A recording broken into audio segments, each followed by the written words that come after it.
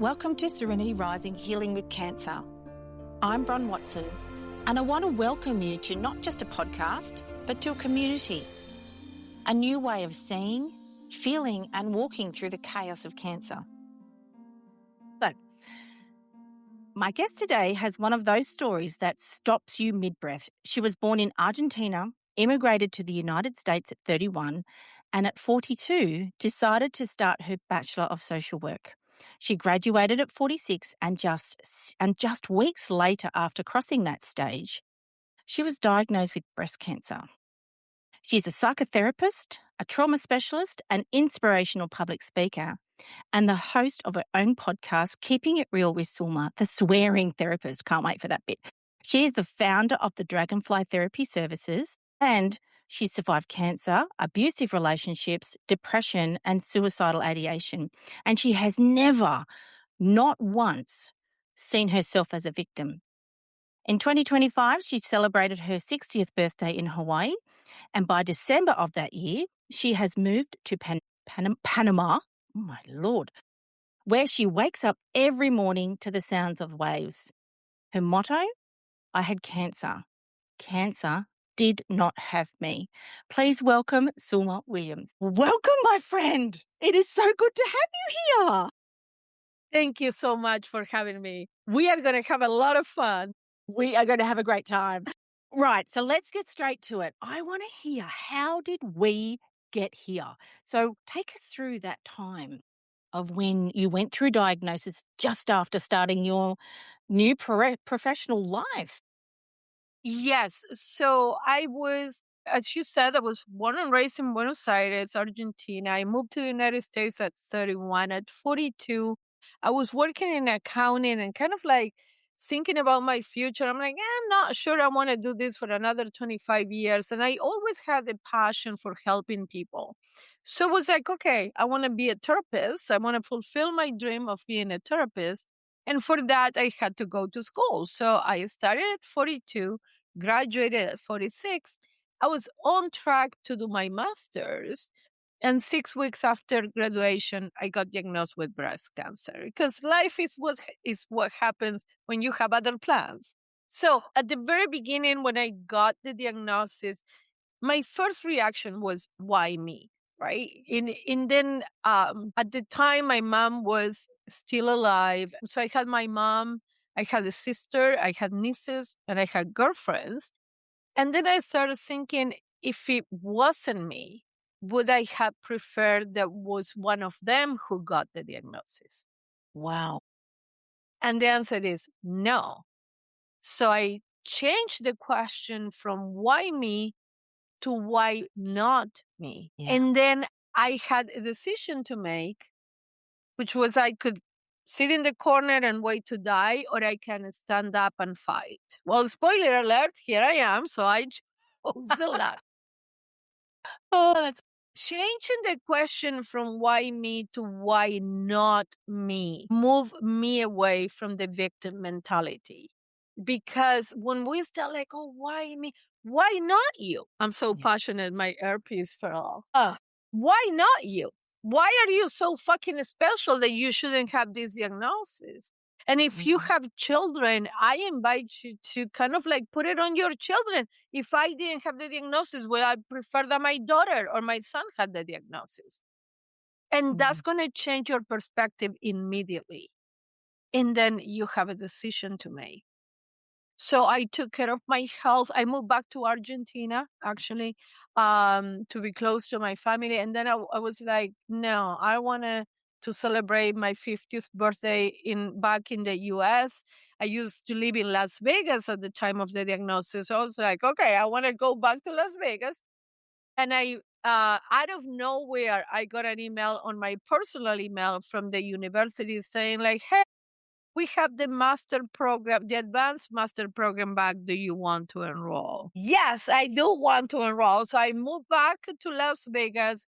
I celebrated my 50th birthday and I started my master's. And that's why my motto is I had cancer. Cancer didn't have me because I didn't allow cancer to define me and my future. right? If Yeah. anything, cancer came to show me how bad I wanted to be a therapist. Because nobody would have blamed me if I was like, oh no, I'm not going to do my master's. I go back to accounting. I had Wow. cancer. Okay, I had cancer. Cancer didn't have me. And that can be applied to any challenge anybody is facing, Yeah. right? Because it doesn't have to be a diagnosis. And if we think back to our own lives, this is not being a Pollyanna, oh my God, you're going to be okay. Like, no, No. this is you looking back at your own life and really account for all the shit that you've been through, and that shit could not take you out. Why is this particular challenge any different than all the other challenges you already overcame? Yeah. I love that. Wow. So cool. Because I consciously made sure I used the words back in the day, the cancer, because it's not my cancer. Like, it grew in me. I didn't grow in it. So I love that. So take me back to when you said you have choices and you chose to stand, because everybody who's living through cancer comes to that crossroad, which is you can either have the cancer or my cancer. Tell me about that time. What was running through your brain? So when I moved back, so I had surgery and radiation in the United States. And then when I moved back to Argentina, I went to hospital specialized in cancer over there. And they came up with this treatment that implied chemo. And I said, what is the percentage? And they were like 50-50. I said, no, you had to do better than that. And by no Mhm. means this is medical advice for our No, listeners. Like, yeah, you we don't had do to medical do advice here.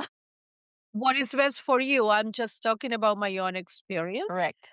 And I was like, no, you got to do better than that, because I'm not going to poison my entire body just in case that one cancer cell got missed. And it's like, you got to give me 80-20, not Yeah. 50-50. So it was a huge nightmare. In my oncologist, she is a woman, and she told me if it was me, I will do it. And I said, with all due respect, doctor, it is not you. This is Right. my body. So when Mm. you have a diagnosis, and I hope you don't, then you make the best decision for you. So I told them, like, going to Argentina from the United States, I told them, like, hey, I sign you whatever you like. I'm not going to sue you if the cancer comes back. This decision is based on research that I have done, and I need a better percentage for me to take that risk. So I met with the attorneys, and like it was a nightmare because Wow, it was I was that significant. yes, because I was risking not being accepted as a patient because I was not following the Their hospital protocol. protocol, Yeah. right? So I signed everything, whatever. And then all of a sudden, because at the time of my diagnosis, I still had my period. So Uh-huh. all of a sudden, I make this big deal, and they come up with a different treatment that it was, I think, don't quote me on that, but I think it was immunotherapy, although they didn't tell Immunotherapy. me that at the time, Mhm. that it was for postmenopausal women. And that's why they didn't offer that to me. But what they did is they induced me into menopause chemically. So Wow. I was getting a shot so I didn't get my period so I can do this treatment. No shit, Sherlock. So see, there was an alternative. But if I Wow. didn't advocate for myself, I would have done the chemo because that's the cookie cutter. Approach. Yeah. I call that, and I'm very, very passionate about being the CEO of your ecosystem, which means who's on your committee helping make and drive the decisions. And there's actually research out there, Selma, which actually tells and talks about percentages of patients who there are those who there's 20% who go, well, I knew this was going to happen, and then just throw up their hands, and then the cancer does its thing. Then there's 60% in the middle, which I call passive bystanders. They just get on the wheels. They get on that cycle that we go through with treatment and just let it happen. And then there's 20%, this based on evidence, guys, 20% who go, hang on a minute. And I'm not saying we all have to read that's being in that CEO of your 20%, right? so am I. But it's not defying medicine, people. It's not having to go and do a PhD to learn how to read the scientific articles, because I know you look, but you're not a scientist unless you know a scientist. And that's the thing. Who's on your committee to help you make the best decision for you? Because when you're an active participant, which is exactly what you're talking about, it doesn't matter the outcome. What's important is that you made a decision for you and took responsibility irrespective of that outcome. And this is not about saying no to treatment. This is about being a CEO of your ecosystem, which is your body, and who's on the committee and who gets an opinion. I mean, I remember once, Zulma, I had someone message me and say, Bron, you've got to crush apricot kernels and drink them. That'll cure cancer. Guess what? It's called arsenic. Just saying. So, Right. so it's not fun. It's funny. So what I'm saying is, who's on your committee? So I love the fact that you innately did that. I love that. Welcome to the club, my friend. Yes, and I became club because I am the CEO, and I became an active participant of my medical team, because you know about cancer, but this is my body. So we Yes. had to work together. You are not in charge. We are a team. Right. So my oncologist, so then when I moved back to the United States, I continue my treatment, and I love my oncologist. He is a sweet, sweet soul that he will inform me of why he is suggesting this. One time I remember that he ordered an MRI. I'm not in the United States anymore, so I think I can say this. And he said, don't read the referral because I need to word it a certain way Yes. for the insurance to approve it, right? Like, so if he knew I was going to read it, and on that referral, it said, like, if I didn't get the MRI, I was probably going to die. Crazy, right? Like, but it got fucking approved, which is what I needed, right? So, yes. so this, I ask questions. I inform myself. I made an informed decision. It wasn't like, oh, I don't want to lose my hair. I want to know what the percentage is, because you are poisoning my entire body as a prevention for something that I might not have, because I already had the surgery and I had the radiation. What are we talking about? I think there's blood tests now there is blood tests now that actually will tell you whether the chemo will work more than just the blanket effect. But that's great. I love that. Now, the next question, which I ask everybody now that I've got that picture from you, which I'm so excited, is I have my word for serenity. I call it serenity. And yes, it's an old-fashioned word, but we know where it comes from. And it comes from the serenity prayer, as we know, which is, God, grant me serenity to accept the things I cannot change, the courage to change the things I can, and the wisdom to know the difference. So insert whoever you believe in. And my question, Zulma, is what is your word for serenity? My word for serenity is more than one, is to be at peace with myself. Right? So because we make decisions, and we are all geniuses with Monday's newspaper about what happened on Sunday. But at the time that we make the decision, we may not have all the information that came afterwards. So we have a natural tendency to judge ourselves for decisions we made in the past when the information was not available. So how is that fair to us, right? Like, so to me, serenity means that I'm at peace with the decisions I'm making right now. Time, this is the best decision. When I have more information, I might make a different decision. But with the information that I have available to me right now, So as to not be so hard on myself of like, why did I make that decision? So I'm working very hard on being at peace with the decisions that I'm making. And I say congratulations to you, because that's Thank what the you. CEO of an ecosystem does. And that's your path to what I call healing, because not everyone is going to get the option of a cure. So I've been, as you know, I've been in the curable lane, and obviously now I'm in the incurable lane. But do you see how we're all exactly in this space? We are responsible for the now. And it moves me to my next question, which is your motto is, I had cancer, but cancer did not have me.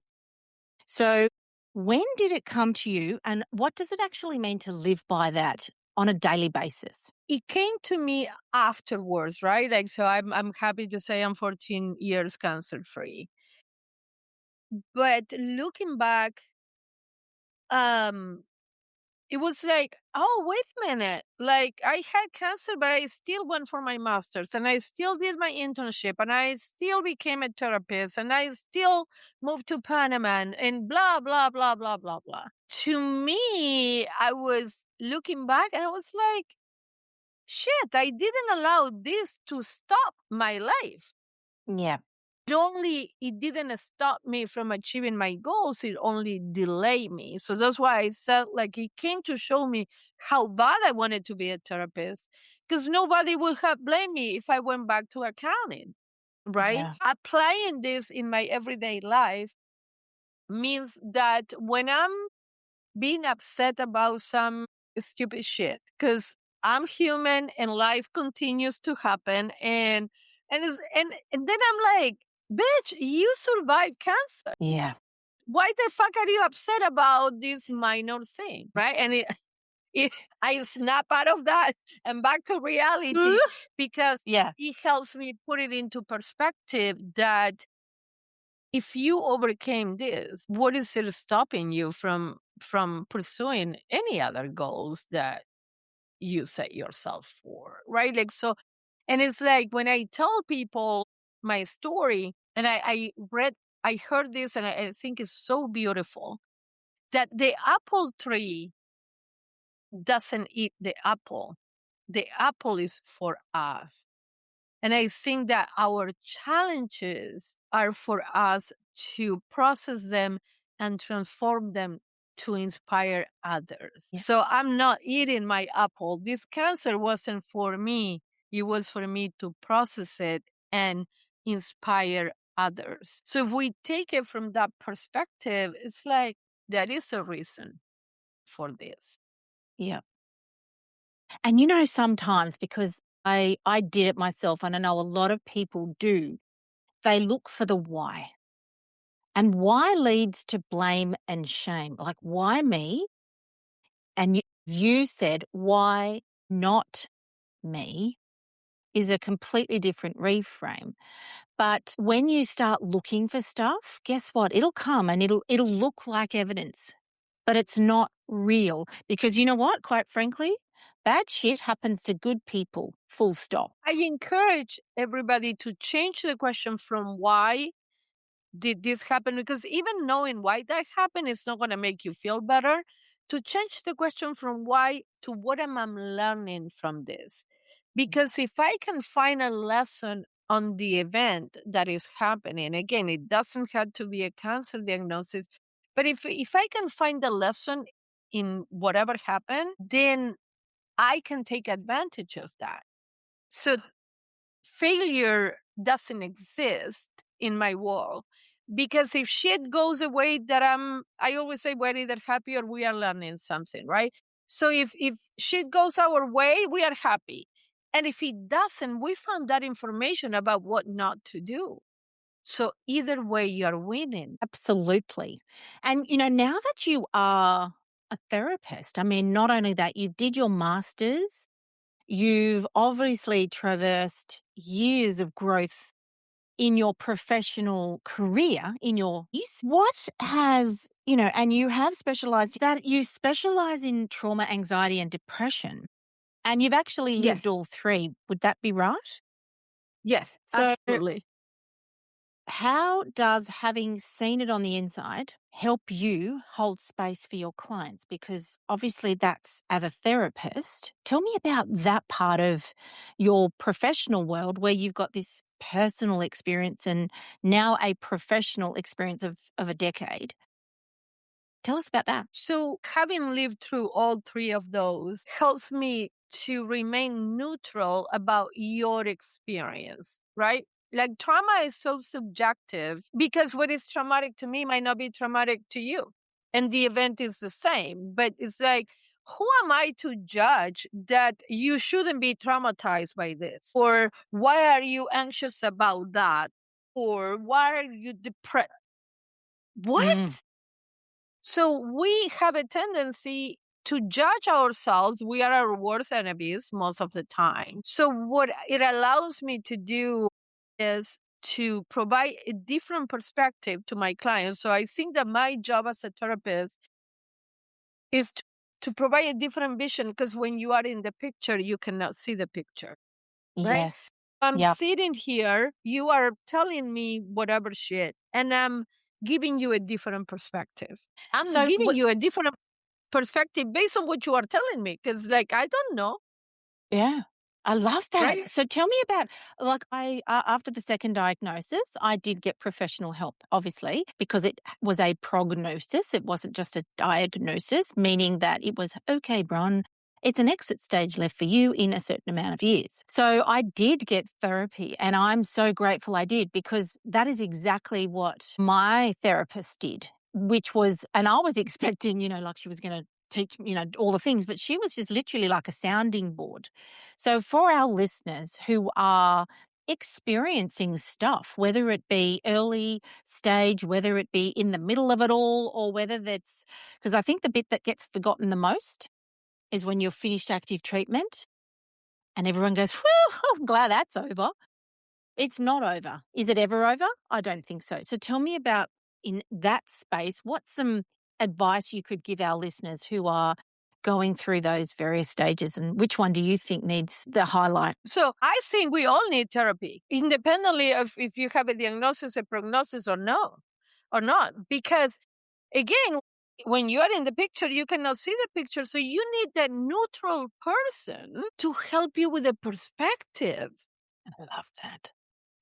So when people, my clients, there is this misconception about therapy that I'm going to give you answers. I barely Mhm. know what the fuck to do with my own life, let alone tell you what to do with yours. Like, we are going to find the answers together. That is Don't, therapy. Oh, sorry. because you are the expert in your own life. So who am I to say, like, oh no, bro, you do this, you do, but I will help you find your own answers. So I'm sure that your therapist was like asking questions so that you can get your own answers, but not say that, "Oh, you do this or you do that." Excuse me, I'm not your mom to tell you what to do, Yeah. right? Like, so it's like, well, what Yes. should I do? What the fuck do I know? Like, but we are going to find together. We're going to find that together, because if I tell you what to do, so let's say that you want to hang that beautiful picture that you have behind you, and I do it for you, right? Like, and then the next time you need to hang a picture, you're going to need. Yeah, right. Instead, I show you what a hammer is, what nails are, and how to do it. But you had to pick up the hammer, the nail, and you had to do it yourself.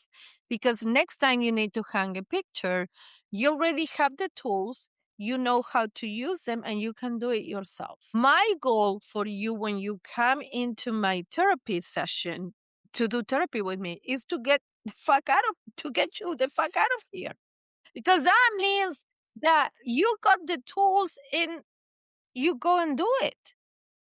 I do have some long-term clients which are in more the maintenance stage. But at the beginning, when we are talking about anxiety, when we are talking about trauma, when we are talking about this and about that, it's like for you to find your own answers. So you don't need my ass the next time that a question comes up. you have the tools and you can apply them. So it's like this independence thing I'm looking for you, not your depend. Oh, something happened. Let me call Zulma. Like, no, something happened and you have the tools to affront that. Now, of course, again, like life happens all the time. That's why we should all go to therapy. Like I have my own therapist. When I tell my clients, oh, my therapist said, they're like, oh, you go to therapy? I'm like, bitch, I'm a fucking human. Of course I go to therapy. You talk about me. The last thing I talk to my therapist about is your ass. Well, you Right? are human. I mean, this is the thing. These experts, every expert in every part of what Right. we talk about, they're experts who are humans. So because I experience all the shit that I specialize in, when I have somebody with me, I see those things, the traumatic events or the anxiety or the depression or the suicidal ideation, I see it as an opportunity to help. Because if I sit there with you and I fucking cry with you, we're not going anywhere. But Yeah, right. I cannot sit with you and cry with you. I'll see it as an opportunity to help. So I can remain close enough emotionally to connect with the pain, but distant enough so that we can work on it, right? Like, because that's the friend that hugs you and is crying with you, and then you had to emotionally support your Yes. friend. It's like, I'm the one with the diagnosis. Me, your ass, right? Like, so it's like that balance where it's like I connect with the pain. And sometimes I do cry with my clients, but not to the level that it stops me from helping the situation, right? With helping with a different perspective or a suggestion. One thing that I say is, have you considered blah, blah, blah? Right? Oh, no, I never saw it that way. Boom. Correct. Yeah. Right. Because it's like, okay, now I can see this from a different perspective, and that changes everything. I love that. And, that is why Serenity Project is called the third space, the space between science and soul, evidence and perspective. And the perspective comes from a lived experience. It doesn't mean that everybody that is on your committee needs to have perspective, but you do. You've got the perspective. I've got the perspective. And I feel that that's the important part versus going on, say, social media and seeing influencers who are in this space who are just walking through and sharing their life. That's called perception. That's perception. Yes, ma'am. We're talking about perspective because perspective provides space for you to go, cool, what's next? Not the whole game, like in basketball, not the whole game, but the what's next. Would you agree with that? Absolutely. And it's like, again, it's like you are in charge of your life. So who am I to tell you what to do? Right? We get back to that. And it's like for young people who are, because I started my master's at 50. So, like, my classmates were half my age. And in the shit that Rock we on, Gen were X. reading, right? Exactly. And the shit we were reading on the book, I experienced, right? Oh, let me check chapter 7, paragraph 4 about trauma. Like, no, I was an immigrant myself. I had cancer. I had suicidal ideation. I have abusive relationships. Like, so it's like, okay. It's like, your experience is not going to be the same like mine, but it's not like I have no fucking clue what you're talking about, right? Because I can adapt my experience to what you're saying, right? And it's like, okay, I'll see the pattern, right? And I will communicate that to you. But what's happening with a lot of inexperienced professionals because they are so young is like because you haven't fucking lived enough. It's not that you are wrong, but it's like the book only takes you so far. And You then know, it's Yeah, you go. Yep, you go. your life experience that is like, okay, I'm offering this different perspective. Yeah, and what came up, and that's why I'm sorry for interrupting you, was I remember, so this is after the second diagnosis. I'm sitting at the Cancer Institute and they said, I think, Bron, you need to see a social worker. Okay, had this social worker. Cool, great, come in. And I could see in the social worker that she wasn't listening to me because I could see that she was already formulating her answers in her brain, chapter 7, paragraph 4, and literally talking to me like a textbook. And I'm crying harder and harder. I bet if she thought I was a lunatic, I thought the whole building would have heard me.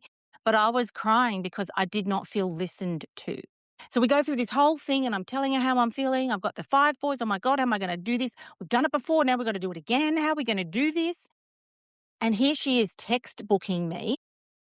And then at the end of the conversation, she said, well, I only work Wednesdays and Fridays. So if you need help on any other day, you'll need to speak to someone else. Do you think I went back? No. Do you think it was checked? No.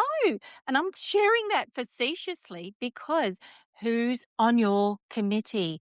If you have someone who's not listening or they're textbooking you, find someone else. And that's where I think just the energy that I feel from you, Zulma, is the fact that you are so passionately creating space for people to find their own, in my world, serenity. Is that not the coolest thing ever? I'm so excited about that. Absolutely. And it's like, because nobody has the answers but you. So have you ever had, I do this with my best friend all the time and I'm like, fucking venting. Yeah. And then I'm like, you're so smart. She said, I didn't say anything. I need to hear myself say out loud in order to come up with the answer. And that's what I'm providing my clients with. Instead of telling you like, no, Bron, you do this and you do that. It's like, I want you to hear yourself because you have the answers. So I was reflecting and you keep saying my diagnosis and my prognosis. You are the living person of my motto because look at you. You had cancer. Cancer is not having you because you could have given up with the second diagnosis. Like, yeah, you know what? Fuck this. I'm not going to do it. And here you are inspiring others, creating the podcast, reaching out and telling people like this shit cannot own you, doesn't have to own you. So thank you for doing this because you are like, you are fucking asked me what that meant. Like you told me what my motto means because you are living proof of my motto. Well, it's just like the thing is, I'm this, and I think it's just in taking that step, like someone listening might go, oh, well, what's the next step, Bron? Because everyone wants the to-do. I always, because I'm so visual. Here's the to-do list right down my arm. Everyone wants the to-do list. But what if there is not a to-do list because you don't literally know what's coming, which is where for me, I name the emotion of what's going on. And when they name it, psychologically, as you know, the research tells us we create space. And in my world, I look at control the controllables. What is controllable? Most of the time for me, I can't talk for anyone else, I can't control it. I can't control what the hell's going on in my bone marrow. I can do the best I can, but can I control it? The answer is no.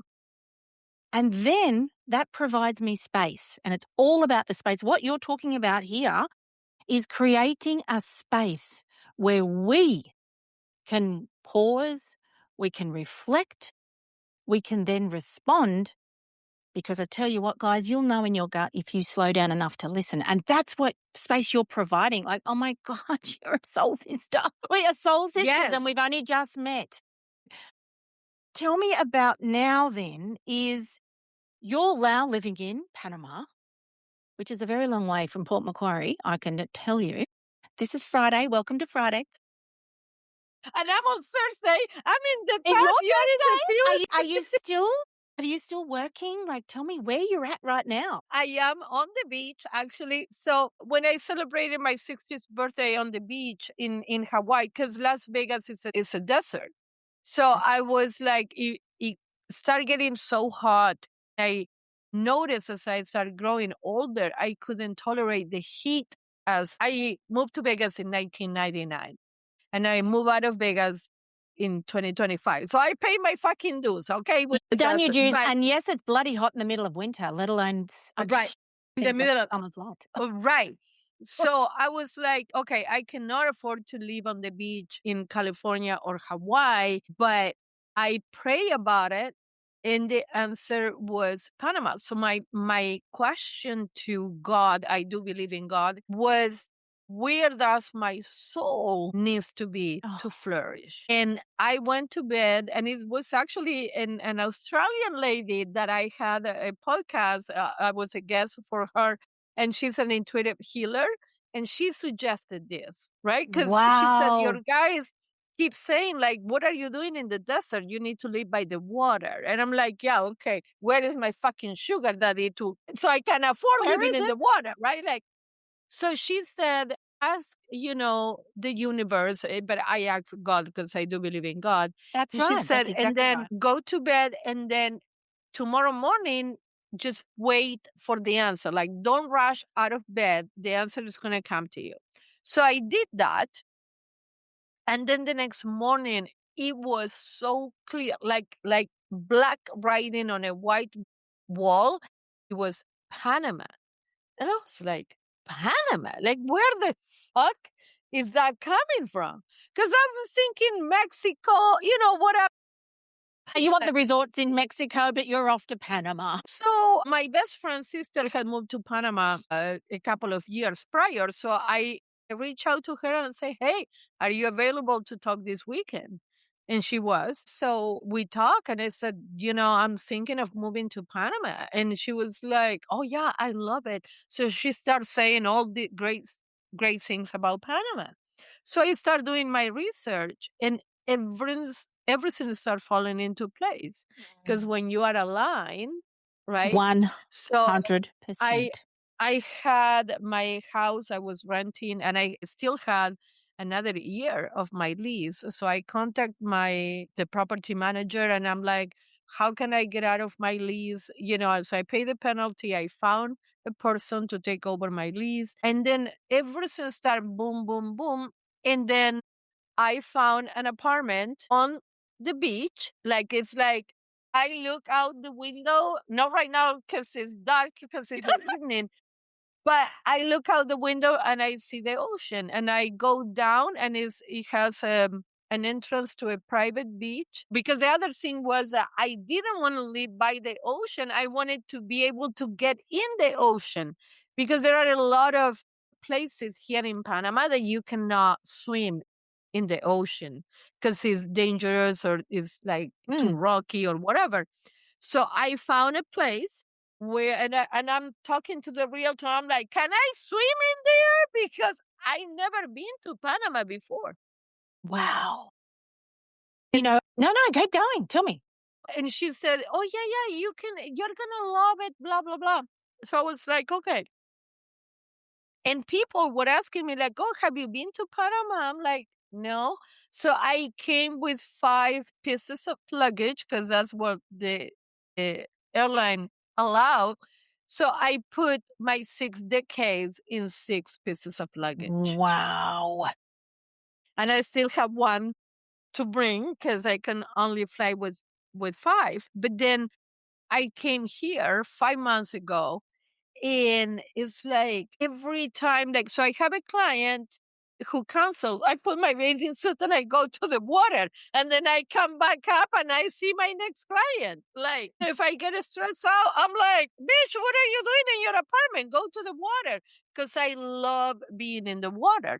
So, and that's my serenity too, right? Because like the ocean Yep. heals not only Yep. my body, Yep. but it heals my soul. Yep. And it's like, I am where I need to be right now, right? Like, and I continue to work with my clients in the United States from from here is right now it's only 2 hours difference. So I'm like, oh my God, like with the fucking time difference, it's like, like, can I see Bron? It's like, I'm going to be done. Like, what time is it? And so I started, so my hours were Tuesday, Wednesday, Thursday from 12 to 6 when I was in Las Vegas.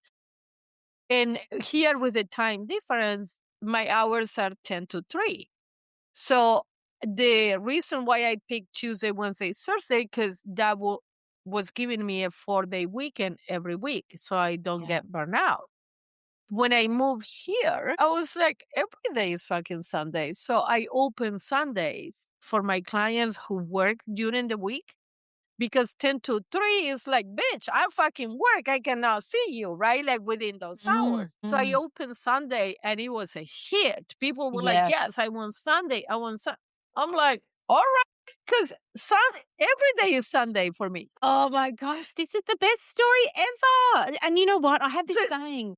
I was just going to say, I have this saying, and it's, I know I will. I just don't know how. And that is what, when you're living in Serenity now, so what you're doing, exactly that. When you let go of trying to control it all and you just know you will, you don't know how. I call them miracles. Miracles happen. Yes. Absolutely. And this is not to say that it was a walk in the park. Like Oh, I no, had my I understand moments that. of, it's a big transition. I lived 31 years in Argentina, 30 years in America. And here I am in a different culture, in a different country. But I'm like, you know what? I wanted to live and enjoy the ocean now, not when I'm 85 and I may not be able to walk into the water. I want to Yeah. be able to enjoy it now. So if not now, when, right? So it's like every opportunity I get, I put my bathing suit and I go down to the water, because there are people who cannot do that. Yeah. So to honor them and to be grateful for what I have, which is like, and I celebrate my birthdays big time, because there are people who didn't make it to 60. Yeah. There are people who don't make it to 5. There are people who don't make it. So when people are like, no, I don't celebrate my birthdays because it's like, I don't want to grow older. What is the fucking alternative? That you're dead?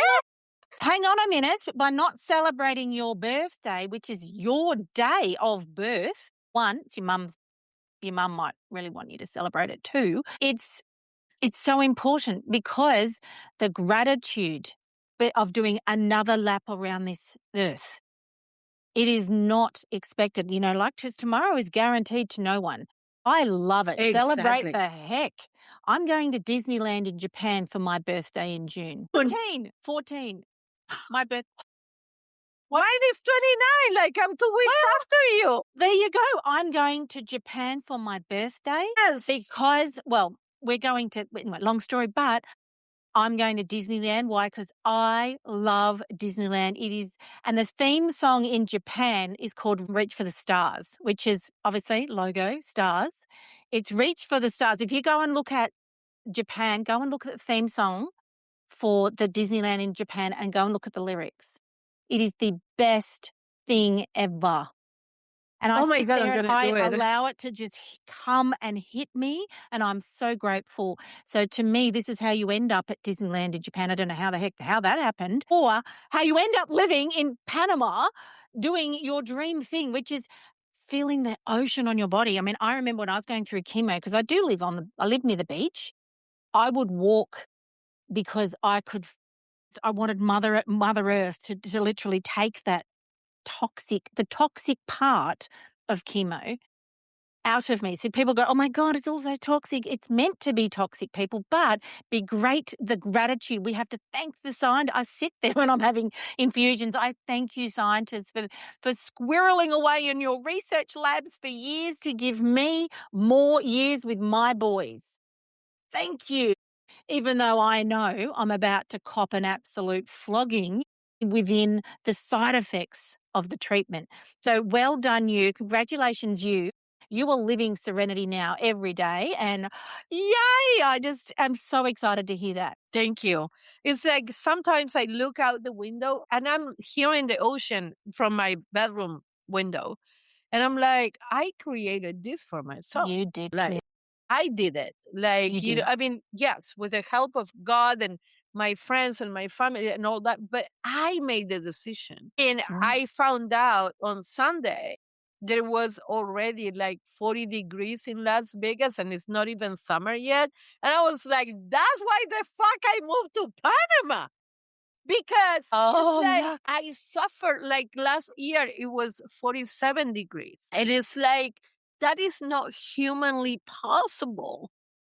And it's like, no, like, and now I'm like, oh my God, like I've been to Panama City, which is about an hour and a half from where I live. And I miss, like, I spent the weekend there and I was like, I came back and I'm like, Ocean, I miss you. Like, because I was hearing like the traffic noises and the honking of the cars. And I'm like, where is my ocean? Like, I needed that break to really appreciate. When I came back, I opened the window.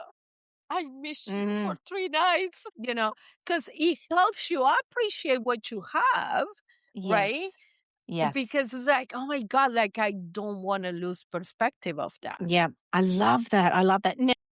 Now that we're getting towards the end of our episode, let's tell our listeners, how can people find you? I know.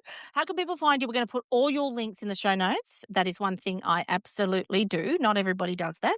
So tell me, where can people get it? So my website is dragonflytherapyservices.net, and all my social media is linked in there. My podcast is in there too. But my Instagram is the Swearing Therapist. And I have videos where I talk about mental health or certain shit about my life or whatever. Like, so check it out. I love it. All right. Now, my very last question, as I did warn you, which is this I don't want this to end. Well, we're creating the timeline, my love. All right. So if someone is listening right now, but they're in the middle of their hard season and they're looking to find their ocean, what's one thing that they can take from this conversation that you would love them, just one thing to take? I would like for them to know, if you woke up today, that means that your mission in life is not complete. Keep putting one foot in front of the other, and you're going to come on the other side of the challenge you're currently facing. Your voice is needed because you are the only one who can deliver that particular message in that particular way. Well, Zulma, I want to say thank you so much. We will absolutely be staying in touch. But thank you. And thank you for being a part of Serenity Rising and sharing your wisdom and your perspective on living through cancer. So for all our listeners, if you haven't signed up yet for our weekly newsletter, please do so. The links are in the show notes as well. And as I always say, make your moments matter, because moments make memories, and that is how we make every day count. Have a good one. Yes. Thank you again. Thank you for having me. Thank you so much for joining me today. It's been great having you here. And what I would love you to do is leave a comment or ask a question using my fan link below this episode and on every episode that we post. I would love to hear your thoughts, your questions, and I'll get back to you. Have a great day and bye.